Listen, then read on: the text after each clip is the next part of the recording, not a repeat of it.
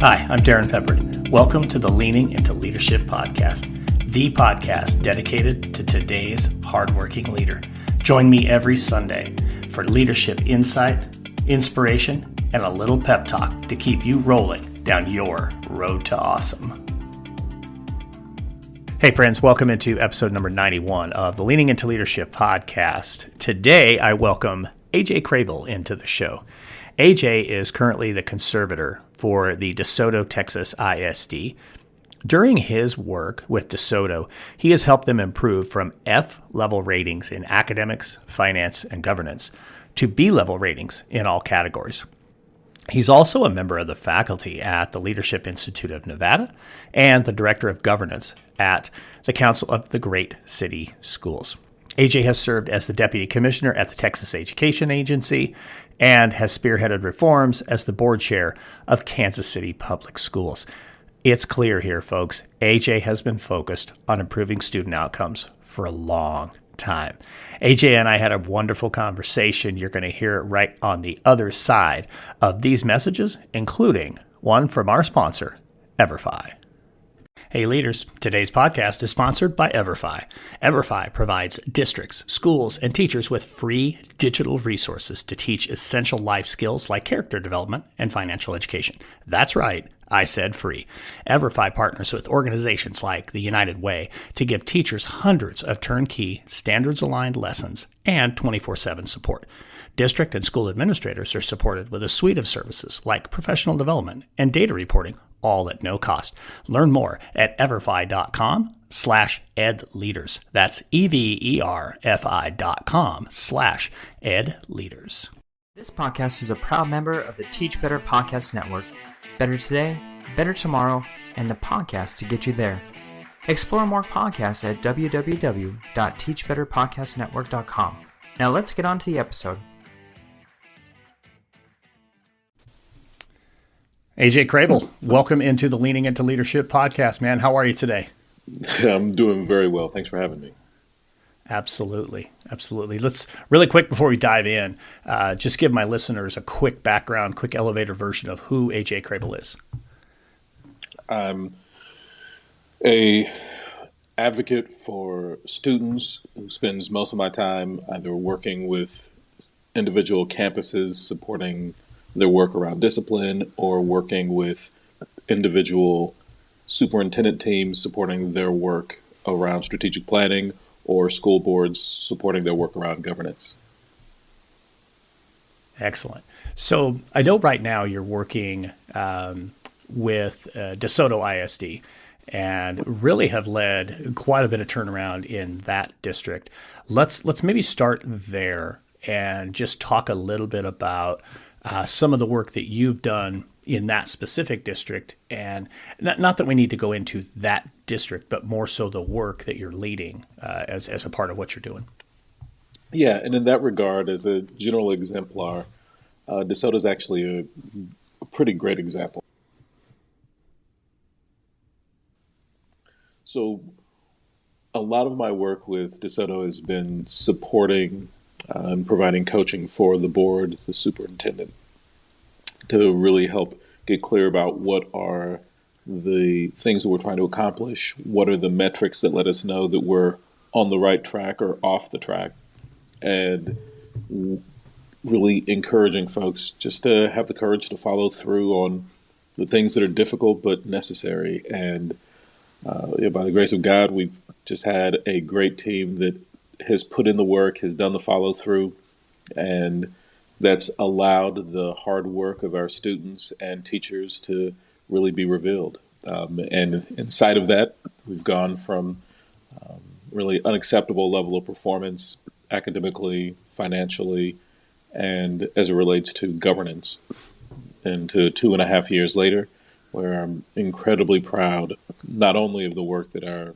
students and teachers have done, because they're the ones doing the real effort in the school system, but also really proud of what our senior leadership team and our board have done as well. Which is perfect, because that's really what I want to get into. We talk here on the podcast quite often about leadership and their work supporting teachers, but when you and I met for our pre-meeting, we had a really interesting conversation around the board itself. And, a lot of people, myself included, do that work with coaching executive level leaders, building level leaders, that type of thing. But not a lot of people do the work to coach a board. Before I share one of the quotes that I copied down from our previous conversation, talk just a little bit about that approach to coaching a board. Yeah, for me, it really begins with being clear about why school systems exist. And then within the context of why school systems exist, helping boards get clear about why they exist. So school systems exist for one reason and one reason only. That's to improve student outcomes. School systems exist to cause improvements, to cause growth in what it is that children know and are able to do. And it's really important that school boards are clear that that is the only reason the school system exists, that its sole function for being is to improve student outcomes, to improve what children know and are able to do. Once that is clear, it also dispels a lot of other things. It means that the school district is not here to provide employment in the county. It means the school district is not here to provide lunches. The school district is not here to keep parents and teachers happy and to provide daycare. The school system is not here to have a balanced budget or a great football team.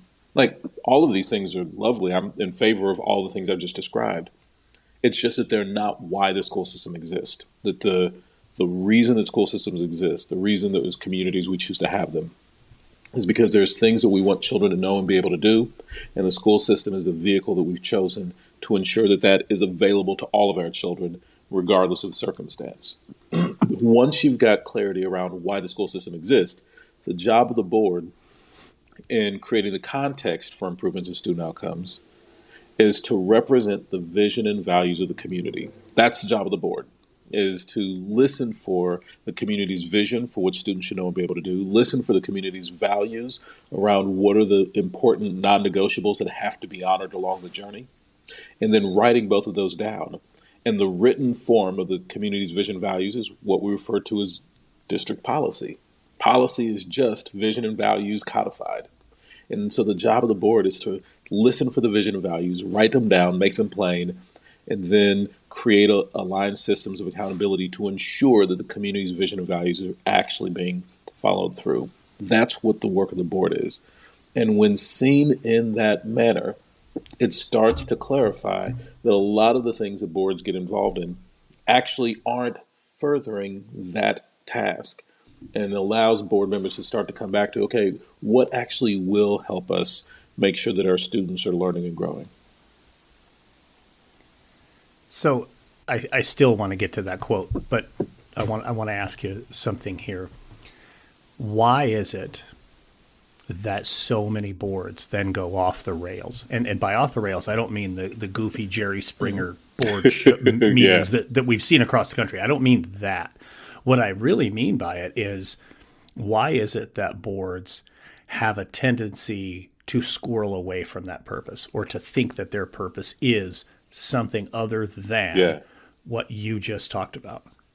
Well, there's a few challenges that school boards face, and I know these are the same challenges I faced when I joined my local board. And to be certain, I definitely joined my school board thinking I knew exactly what my role was and what the job was, and quickly discovered that I had absolutely no idea what I had just convinced the community to sign me up for. Yeah. And so some of the problems, one, state statute in most places is a challenge. In my book, one of the things I point out is my team and I did a study. We looked at all 50 states plus DC and Puerto Rico, looking for what type of training is expected specifically of school board members that's distinct from any other elected officials. Like, these people are being entrusted with the welfare of children. What does law say should be unique about their training? And the reality is, in most states, it doesn't. There isn't any uniquely defined training for school board members. And in only 4 states that we could find, was there anything that required board members to receive training around student outcomes, what students should know and be able to do. So the first problem is, what people are told is the legal nature of their job is actually inconsistent with the role.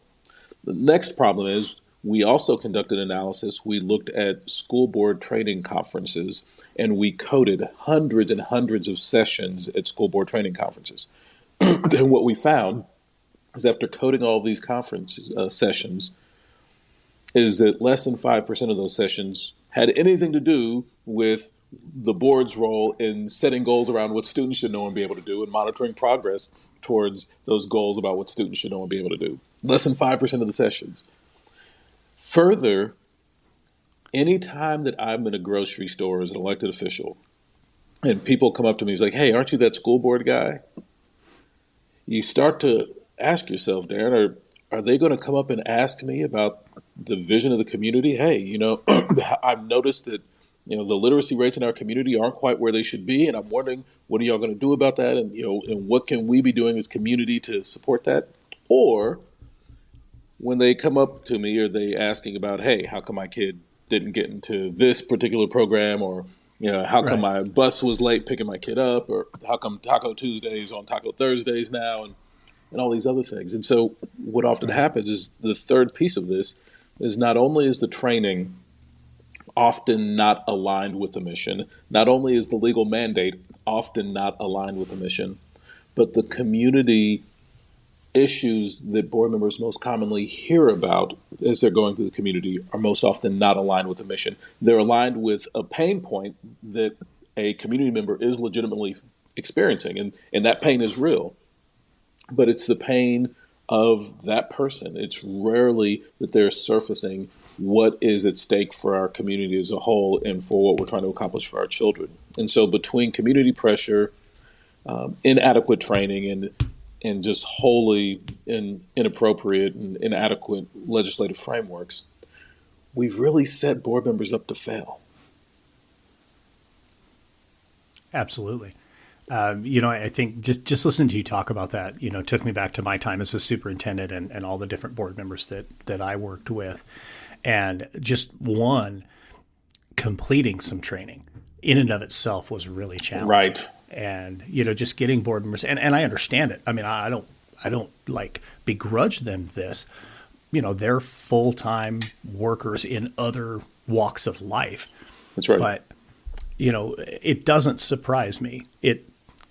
I think it frustrates me, but it doesn't surprise me that very few states even require any type of training of your board members, when in reality, we need to have board members who at least understand the basics around what governance really is, what their function truly is, how the chain of command works. Because you're right, most board members, they're going to get hit with those things out in the community. When are we going to fire that football coach? Or, why is it that they're not serving seconds anymore at the elementary school, or just silly things that you're right. I mean, those are genuine pain points for those parents, but those are the points in time. And I worked really hard with my board all the time on this stuff too. You've got to push that back to the lowest level on the chain of command. If it's a question about a classroom, they got to start with the teacher. If it's a building level thing, make sure closest to the child as possible. Exactly. Yeah. And I know that so many of them, and I'm not just basing this on my board, but boards that I worked at in other districts in different roles where I wasn't a superintendent, board members struggle with that. And I found it interesting too. Go ahead. Well, and so ultimately the diagnosis that you experienced, that I've experienced, is that board members wind up deeply focused on and invested in adult inputs. They wind up focused on what are the resources that are being deployed, and in what manner are they being deployed, and who's getting the resources and who's not getting the resources, and what color are the resources. And they get so pulled into, because that's where the community voices, often the training that's received and the legislative framework all point toward. And so what we have nationwide is a board culture that is intensely focused on adult inputs to the exclusion of having a focus on student outcomes. And that is the core dysfunction, the core opportunity that I'm trying to step into with this particular book, is to accelerate the transition nationwide away from an adult inputs focused and toward a student outcomes focus. Whether you're selecting resources and curriculum mapping, or you're organizing PD days and analyzing data, administrators, you have a lot on your plate. So why not lighten the load by working with EverFi? It costs you nothing, really. EverFi provides 100% free essential skills resources and services to over 11,000 school districts, thanks to partners like the NFL and the United Way. Their standards-aligned resources focus on things like college and career readiness, character development, financial literacy, health, wellness, and other pivotal topics for long-term student success. Check out the free digital resources yourself at everfi.com/edleaders. In addition to hundreds of free lessons, EverFi provides school leaders with a dedicated team who will align EverFi's resources to your curriculum maps, create tailored learning sessions for your next PD day, integrate EverFi's free platform with ClassLink and Clever, and provide you with regular data reporting and 24/7 support, all at no cost. Man, I wish I had known about EverFi when I was a school leader. Go to everfi.com/edleaders to see why admin and teachers love partnering with EverFi. Then schedule a meeting to bring EverFi's free resources and support to your district. That's everfi.com/edleaders. Now you've taken me right into that quote that I want to go back to. You said this a couple of weeks ago when we had a conversation. You said if boards want continuous improvement in the classroom, they must have continuous improvement in the boardroom. That's right. So let's talk a little bit more about that. I mean, we've kind of led our way right into that part of the conversation. Clearly, that's what has happened in DeSoto. I know you were a board member in a different state prior, a board chair. How does that happen? How do you work and guide and coach a school board to understand the statement that I just said? Yeah, part of it is you do have to be willing to be a coach. And so that was the way that I introduced myself on day one, is that I'm here and my aspiration is to stand behind you all and support you with being the best versions of yourselves. It's not my intention to try to be dictatorial or to try to be demeaning or anything of that nature, but rather to help you get clear as a group, what are your aspirations? What is this community's aspirations for our children? And then inside of that, help you get clear as a group about what are the ways that you could go about creating a continuous improvement process in the boardroom that gave rise to a continuous improvement culture in the classroom. And so the 5 steps of that continuous improvement process were to get a focused mindset, and really a large part of that is just making this transition from being adult inputs focused mindset to a student outcomes focused mindset, to having a focused mindset, and then clarifying the priorities. What are the things we're going to focus on? Once we've got those clarified, monitoring progress, aligning resources, and then communicating results. And those 5 things over and over and over, that we're getting absolutely clear about what are we going to focus on. It's not going to be a lot of things. And this is a real challenge for a lot of boards. I had a board chair call me up once. Say, AJ, I hear you. We've got to have priorities. So as a board, we took that to heart. We wrote down our priorities, and now we're just trying to figure out how to create an aligned system of monitoring their progress. How often should we monitor progress? It's like, well, it depends. How many goals did you adopt? It's like, oh, well, it's great. Like, we've been really comprehensive. We've got 130.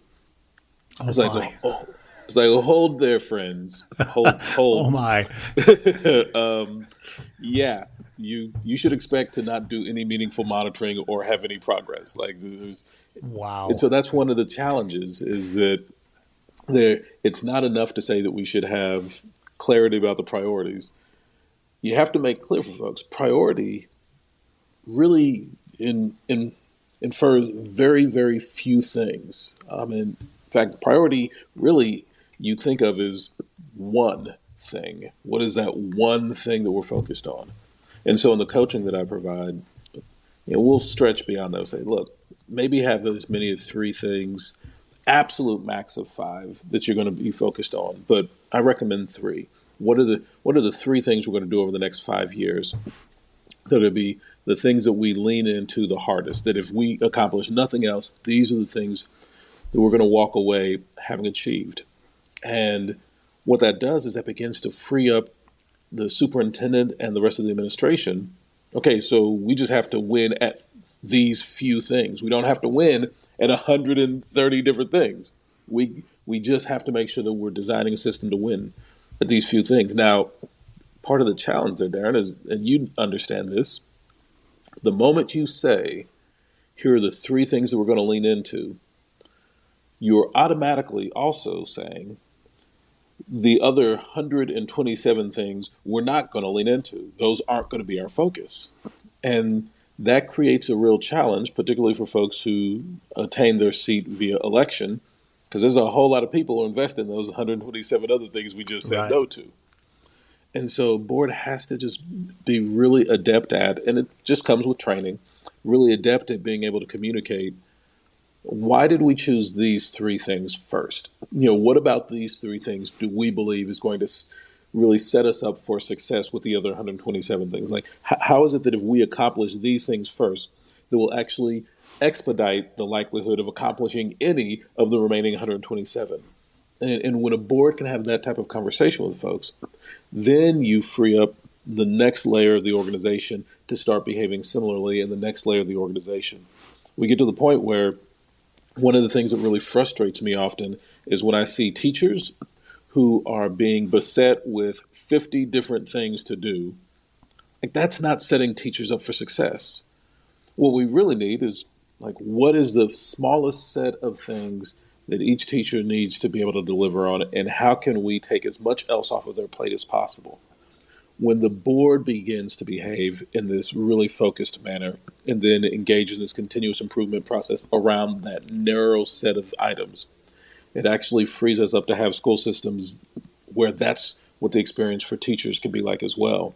And in that context, teachers can thrive. Teachers can really show what they can do, and it frees them up to be great on behalf of the children that they serve in a way that boards being kind of scattered and bouncing from thing to thing to thing every week actually makes it harder for teachers to be effective.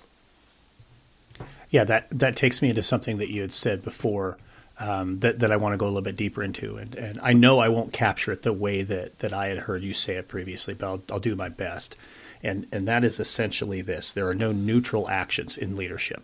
So my leadership is either assisting or getting in the way. And I know you said it much more eloquently than can I, but let's go into that a little bit more, because when we have the board beginning, as you're saying, to function at that level, that should allow and empower superintendent, executive cabinet, and so forth to ensure that their leadership is actually supporting and not getting in the way.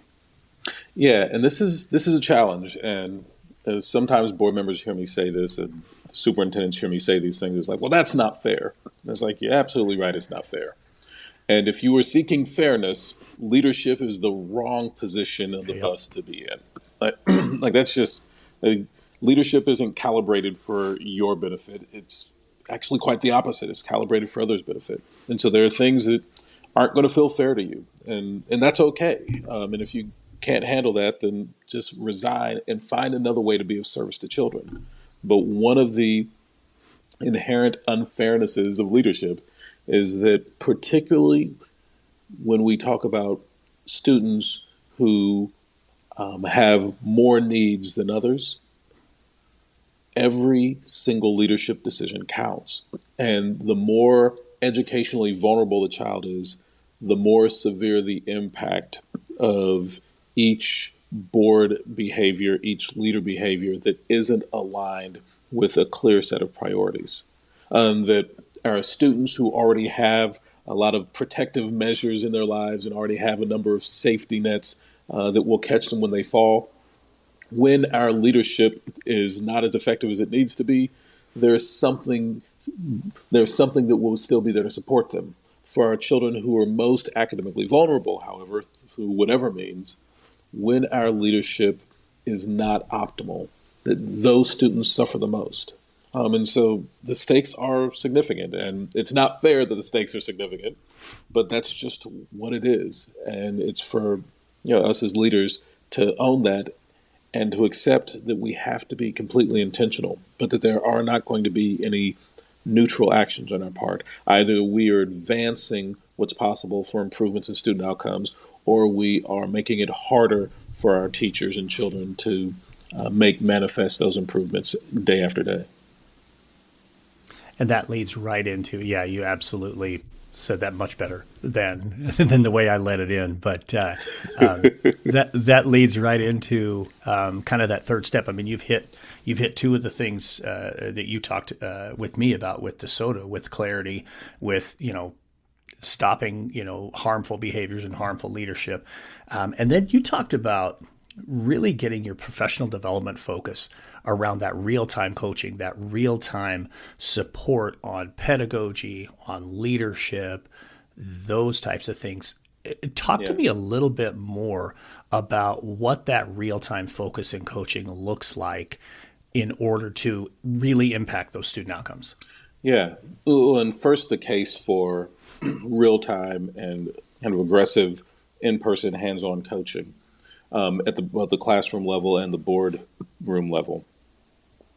In Texas, we started deploying these systems of governing several years ago. And so before the pandemic, we were able to pull together 3 years worth of data to really look at what is the impact of boards behaving in the way that we're talking about here today. And we were able to take all 1,200 LEAs across the state of Texas, so a lot of school systems, and put them into 3 buckets. There's the set of all school systems in Texas that receive no treatment. So this is kind of your control group. Then there's a set of all school systems in Texas who received a partial treatment. They went through a 2-day workshop that oriented them on the things that you and I are talking about right now. And then there's a set of all school systems that received the full treatment. They went to the 2-day orientation, and then they worked with a certified coach for up to 2 years after that 2-day orientation to implement the things that we're talking about. So the folks who received no training and no coaching, the folks who received training but no coaching, and then the folks who received training and coaching. And then when we went back and conducted the analysis, I say we, I wasn't actually there at the time. I didn't conduct the analysis. But when the analysis was conducted, the average growth on accountability, statewide accountability, which is in Texas entirely based on student performance data, for the set of the non-treatment school systems was about 4 percentage points. The growth for partial treatment districts was about 4.25 percentage points.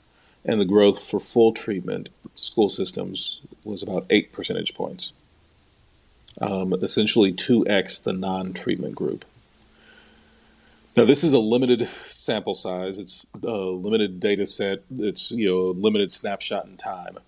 But it begins to point in the direction of something that I suspect a lot of us have long suspected. Coaching matters.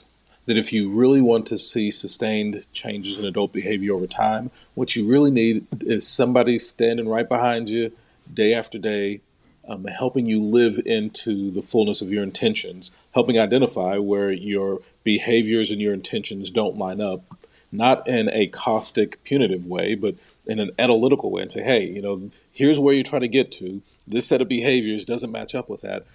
What could you do next time that could get you a step closer? And then next week a step closer, and next week a step closer. This same type of job-embedded, real-time coaching that makes a powerful difference for teachers also turns out that it makes a powerful difference for boards as well. So that's the nature of the work, is that you need folks who are specifically trained, whether it's an instructional coach or a governance coach, whether that's in the classroom or in the boardroom, someone who is uniquely trained and skilled at understanding what are the behaviors that have the strongest correlation with improvements in student outcomes in this particular context, whether the classroom or the boardroom, and what are the steps necessary to migrate from the current behavior set to the desired behavior set. And the closer that coaching comes to the behavior that was misaligned with the intention, the better. So if we wait for 3 weeks and then receive the coaching, that's not nearly as good as if we only wait a week And that's not nearly as good if we only wait a day. And that's not nearly as good as if we get feedback in real time. And that's part of the DeSoto stories. You actually go watch some of our board meetings over the past year. We'll do real-time evaluation live during the board meeting, where we'll go through a segment of the board meeting, we'll stop, and we'll pull out a rubric and say, hey, for this part of the board meeting, how do we do? And board members go around and say, oh, yeah, on this indicator we're here. No, we really weren't very good on this one. And they'll stop and analyze, okay, what can we do differently next time? Okay, got it. And then you come back the next month, and people aren't making the same mistake the following month. And so that real-time, job-embedded coaching with a rubric, with a guide who's not intent on being punitive, but who's really just trying to help folks grow, we see how that makes a difference in the classroom. As it turns out, humans are humans everywhere, because it also makes a difference in the boardroom.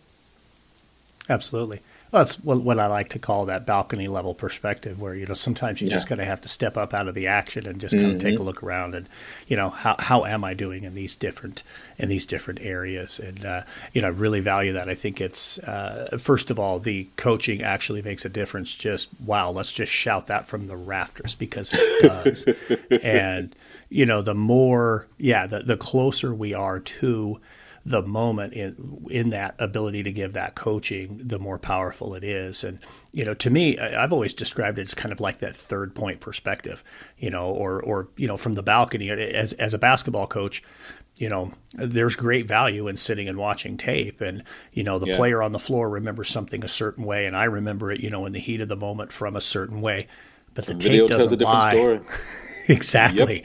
Yep. Exactly. And, being able to look at that third point, and that's where the coach comes in, because the coach can play that role of the video, if you will, of, hey, in this particular instance, or this conversation with a teacher, or, this moment with a parent, talk to me about what your thinking was here, or, what if but we'll actually do that here? Literally with school boards, because school board meetings absolutely are public. And so what we'll often do is we'll have boards actually videotape the board meetings, and then we'll upload it, and then we'll actually go back through the video with board members. We'll literally replay the video of the board meeting and say, okay, do you see what you did here? Oh, yeah, I got it. Okay, I could have done this instead. I could have done that instead. And so a lot of the time that my coaches and I will spend is actually going back through the game footage with the players and helping them see, okay, I did kind of, I lost my temper a little bit there. That's not who I was really trying to be. I didn't notice in the moment, but now I see what you mean. And so there's real value, in replaying the video. And when you have it, it's not my opinion as a coach that your behavior didn't sync up with your intention. You can see for yourself whether or not it did. And so creating a tool set, we've created some of our own in-house tools for this, to actually go back and code board meetings. And through this, we've actually coded hundreds and hundreds of hours of school board meetings so that board members can go back and see, here's where that behavior, that non-neutral behavior, actually may have detracted from our intention for students rather than added it to it. And in that moment, because almost without exception, I mean, there's a few yahoos in every bucket out here, but almost without exception, school board members are people who are deeply invested in what's possible for children. They want to see greatness for the kids in their community, and they're willing to make changes in their own adult behavior to get there. You just have to give us some coaching. You have to give us the opportunity to grow, and we want it. We want it badly. And so creating that as an opportunity for folks, my experience has been when board members have stepped forward and said, we want to be coachable because we want to be great on behalf of the children we serve, that adult behavior shift can happen really quickly, and you can start to see results for children. I love that. Let's jump into the book then. You actually, I think, whether intentionally or unintentionally, said the title of the book, Greater on Their Behalf. Let's talk about kind of the core idea behind the book, what inspired you to put this book together, and what are some things that you're hoping people can take away from the book? It's funny you mentioned the title. I hated the title. That's not the title I wanted. I had a whole different title in mind, and I was speaking with someone and I said, well, explain, I don't like your title. Talk to me about the book. Like, we're going to nail this title thing down for you. I was like, I don't think she knows what she's talking about. And so she just keeps asking me all these questions. And somewhere in there, I must have said something about, what as board members, what we really want is just to be great on behalf of the students we serve. And we're willing to, she's like, stop. That's it. That's the title. It's like, what's the title? She's like, that's it. And so I can't take really pride of authorship. It was pointed out to me by somebody else entirely. That's just apparently the vernacular that I use. It's certainly there it's in your vernacular. So whether you love it or not, man, I think it's a great title. I really do. But it speaks to the aspirations, that it's in all of our communities. The folks just want great things, for kids. And my sense is people are willing to put in the work to get there if they see a clear path. And so part of the intention behind the book is to be that, is just to be this clear way that folks should have of moving from where are we to where we want to be. Now, part of making that happen is it helps for people to have a rubric so that they know when is my behavior aligned and when is my behavior not aligned. And so that's one of the things we offer, and there's additional resources in the book that links to the website that allows folks to have a sense of, okay, which one of these behaviors is aligned, which isn't aligned, and what am I going to have to do differently going forward. Love that. I think, the thing about this book that I am most excited, and, as we sit here recording, I know the book is going to launch anytime in the next couple of weeks. By the time this podcast is live, the book should be out and available for people to pick up. What I love about it is exactly what you're sharing, and that just the different level of resources that are there. This isn't just here's what boards should do, but also here are the resources to help you get there. Some of the kind of the stories and some of the examples behind both board behaviors that get in the way and board behaviors that truly do make an impact. Yeah. And the challenge that, I think a lot of board members face, as we described at the top of the conversation, what can really make a difference for folks. Certainly we've talked about coaching. Training is helpful as long as it's followed up with coaching. I think training without coaching doesn't often stick. But another key thing that's part of what we've learned over time is that when it comes to adult behavior change, there are really kind of three key levers. And that if you really want to see the most change, then you've got to calibrate the training and coaching that you're providing with what the needs of the person is regarding these three levers. The first one is knowledge. As I know more, I can do more. And so sometimes there's simply a knowledge gap. Oh, I didn't even know that the thing I'm focused on is adult inputs instead of student outcomes. The second is skill, where knowledge is about what I know, skill is about how I can use what I know. I know that I want to be, that I've been focused on student outcomes, and I want to be, that I've been focused on adult inputs, and I want to be focused on student outcomes. But how do I actually change our school board meetings, and how do I change our goals and priorities to actually do that? That lives at the skill level. And how do I actually use the knowledge that I've now attained? And knowledge and skill are essential levers for driving adult behavior change, but by far, without exception, the most powerful lever for causing movement in adult behavior is mindset. Mindset is all about how does the world occur for me? How am I making meaning of the things that are going on around me?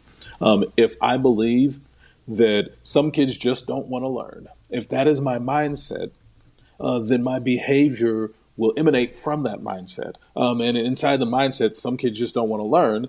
I will make excuses for why our school system isn't delivering on the promise of education for all of our children. But if I adopt the mindset that, you know what, little AJ wants it, like he wants an education badly. And there's just this gap between where little AJ is and where he wants to be. And our job as a school system is to help him bridge that gap. That's just a mindset shift. So nothing has changed in reality in my knowledge or skills, but inside of the mindset that little AJ wants this education, and then that our job is to be the springboard to it. Now all of a sudden, my adult behaviors will change to align with that. I'm going to be less likely to accept excuses for why we're not going to get done, and more likely to look at what do I have to change in my own behavior to start to create opportunities for little AJ that we haven't been creating. What did I do before that was closing the door of opportunity for little AJ that I need to do differently that can now begin to open the door? And so a lot of the work that we do is not so much the knowledge of skills. A lot of folks, know what a goal is. We fine tune on that a little bit, but it's not a whole lot of new knowledge. A lot of folks, have some skill set around running a meeting. We fine tune that. So how do we have school board meetings that actually focus on student outcomes? But that's not a huge pivot. The single biggest pivot is this shift in mindset away from an adult inputs focused mindset and toward a student outcomes focused mindset, away from a blaming and accusation and toxic mindset, and toward what is it that I need to personally change first? What is the behavior of mine as a school board member? What is the behavior of mine as a superintendent, as a principal? What do I need to change first to really create the conditions for improvements in student outcomes, with the understanding that as I begin to change my behavior as a leader, that I silently give permission to all of those who subscribe to my leadership, silently give them permission to do the same. Love it, man. It's absolutely awesome stuff right there. So let's do this. Let's jump to the final question, the one I ask everybody here on the podcast. Again, it's the Leaning Into Leadership podcast. So AJ, what are you doing right now to lean into leadership?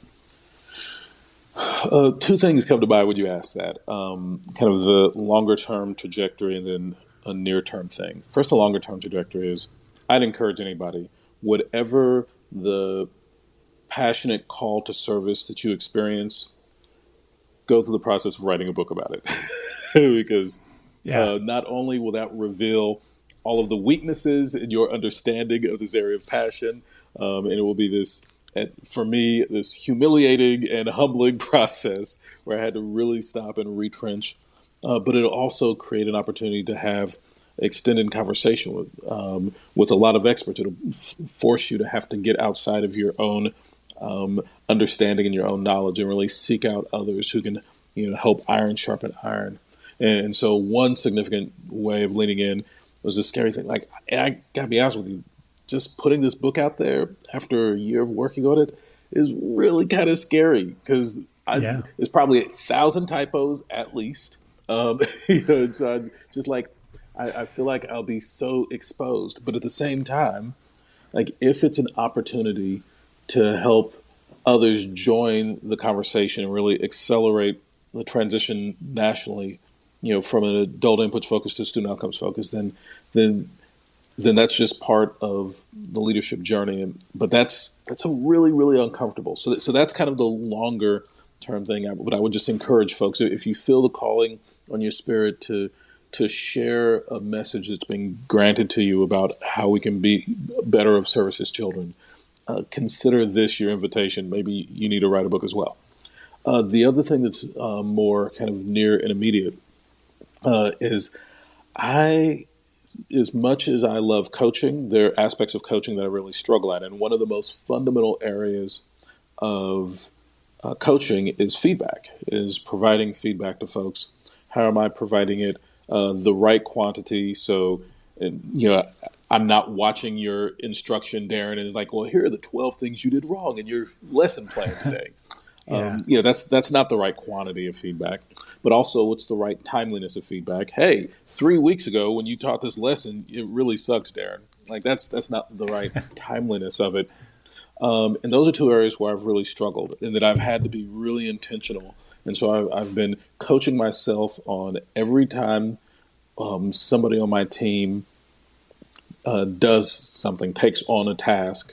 Usually it's around training a school board or leading and training at a school. How am I being intentional about providing feedback to them immediately? Because they crave it. Like, people who are really talented and committed to children, they want to get better and they want to get better faster. And so they crave feedback. Yeah, absolutely. This is an area where I've been weak in providing that leadership. And so I'm trying to be much more intentional about, one, trying to identify what's just the one thing. Like, not even tempting myself with three things. Like, what is, if there's one thing that you could work on in this particular segment, what would that be? And so I've been doing that over the past few weeks and just trying to be disciplined about that. And then the second thing is committing that I'll try to provide feedback at preferably within 3 hours and at maximum within 3 days, which has been a whole nother thing. It's what it's lifted up is just how selfish I've been with my time and energy when it comes to the people on my team who I deeply care about, that they deserve that type of support for me. And I've just been selfish in withholding it, and that I need to prioritize them and their growth and their needs in a way that I've been really guilty of not always doing so. And so that's the other area I'd say that I've been really intentional this past about 3 weeks of making sure that the coaching occurs preferably within a 3-hour window, but at absolute max 3 days. And that I'm looking for what is the one highest leverage thing that you could do that could really make a difference in your practice based on what I observed. And so those are the two things, write a book and just be more effective and generous with the quality of the feedback. Two very, very powerful ways to lean into leadership right there. So I know that my listeners are going to want to get in touch with you. What's the best way for them to reach out and get in touch with AJ, have a conversation, talk coaching, talk boards, whatever the case may be? Yeah, definitely if folks want to talk shop, I'm always looking for what's that next level of growth, so that I can take my game to the next level. And so if folks want to reach out, you can hit me up personally. You just go to ajcrabill.com, AJCrabill.com, or just email me, aj@ajcrabill.com. And what I'm always definitely really want to pull for is that there are folks who are either doing really remarkable things for children and getting amazing results, not things that you feel good about or that you really enjoy or things that people like tangible evidence. You have data. Like if you in God we trust. All others bring data. So things that you have really evidence that this is making a difference in a unique and powerful way. Like I definitely want to be a curator of that and pull more of that to myself so that I can help amplify the voices of those practitioners who are doing things where you have strong evidence that it's really making a difference and moving the needle, putting points on the boards for kids. So that's one area that I'd really uniquely invite people to reach out. The other would be just opportunities to collaborate. Like one of the joys of this work is just getting to meet people who are deeply devoted to what's possible for children and getting to find ways to be in the trenches together. And so if that's any of your listeners, I'd certainly encourage them to reach out. Absolutely. And I'll make sure that everything contact information wise for AJ is in the show notes so you guys can hit him up. I certainly am looking forward to the time here not too far down the road when you're going to be here in Omaha and I could get together and actually have an in-person conversation. And I'm very much looking forward to it. Talk some shop for sure. And definitely looking forward to that. AJ, thanks so much for joining me here on the podcast today, man. This has been just an unbelievably awesome conversation. Darrin, thank you so much for having me. And I, too, very much look forward to getting a chance to break bread with you. Man, folks, this is one of those episodes that you've got to share it. You've got to share this one. Send it to board members. Send it to superintendents, your fellow superintendents, fellow principals. The advice that AJ provides here with keeping board members focused on the work that matters and keeping the work focused on students is absolutely powerful. So please share that with folks. And again, AJ, thank you so much for coming on Leaning Into Leadership podcast. Look forward to having you here in Omaha and having a chance to sit down and break bread with you. And now it's time for a pep talk. So it's about that time. We're ready to kick off the year. And maybe you're a new school leader. Maybe you're coming into a school for the first time. When I transitioned from being a classroom teacher to being a school level administrator, we moved as a family from one location to another. And, in that move, obviously, there were a lot of people that I did not know in the new facility. And you're thinking to yourself, man, I got to figure out how I'm going to build relationships with people. And I really want to focus on building relationships with students. And I think that's huge for new school leaders. So let me just share a couple pieces of advice, just a couple things for you to think about when it comes to working to build relationships with your students. Number one, just be authentic.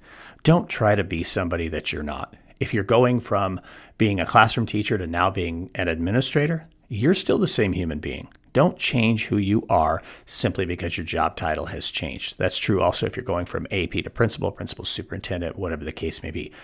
Don't change who you are simply because your job title has changed. Number two, be intentional. Being intentional about your work is so critical. And in this particular context, what it really means is making a conscious effort. to build relationships with kids. Like, really have a strategy from week to week. And maybe that's setting time aside on your calendar. Maybe that's going and spending time in PE with kids, or out on the playground with students, or sitting in the hallways on the benches, or at lunch times sitting with different kids. Whatever it is, find a way to be authentic and be intentional about building those relationships. And number 3 is being available. Okay. I mean, you can be authentic, you can be intentional, but if you're not available, you're not going to have those opportunities. So you've got to identify, what really does it mean to be available? Okay. It doesn't just simply mean being in the hallway and poking your head around. Okay. I mean, that's more of a visibility thing than it is an availability thing. Okay. To me, it's really about sitting down and having those authentic conversations. Again, back to sitting down on a bench, or, a chair in the hallway, or whatever the case may be. Find a place, but then when you're there, be genuinely interested in the conversation. Turn off the walkie-talkie. Make sure the phone is on Do Not Disturb or on vibrate or something, so that the person that you're sitting down with, you're truly available to them. Give them 100% of your focus, because as you're starting to build those relationships, hey, that availability, that being genuine, okay? I mean, that's back to being authentic. It's about being intentional, and now it's about being available, okay? And then have a space. Come up with some space that's beneficial or that works well for you. For me, when I was a high school principal, it was always those benches in the hallway. Anywhere there was a bench, which was almost everywhere, that's where you would find me. And it's an opportunity when a kid says, hey, can I talk to you? It's, hey, step into my office. Well, my office was sit down on a bench. Let's just sit and talk. That's what it's all about. But have a space that you feel comfortable and that they will feel comfortable engaging in those conversations. And here's a little bonus tip for you. I worked with an incredible high school counselor, actually a handful of incredible high school counselors, but one in particular who every year created her own photo Rolodex of her students. Every kid that was on her caseload, she had an index card with things that they had interests in, goals they had, post-high school ambitions, and their photo. And she was constantly quizzing herself so that she knew the kids by name. That's a fun way to do it. It's a unique way to do it. And I credit Kathy with an absolutely fantastic idea to really make sure that she was available and able to build those relationships with kids. So there you go, folks. There's some tips for building those new student relations for you in your new facility or in your new role. Get out there. Have a Road to Awesome week. Thank you for listening to the Leaning into Leadership podcast, brought to you by Road to Awesome. Don't forget, click subscribe, give a review, and share this with somebody who might also enjoy leaning into leadership.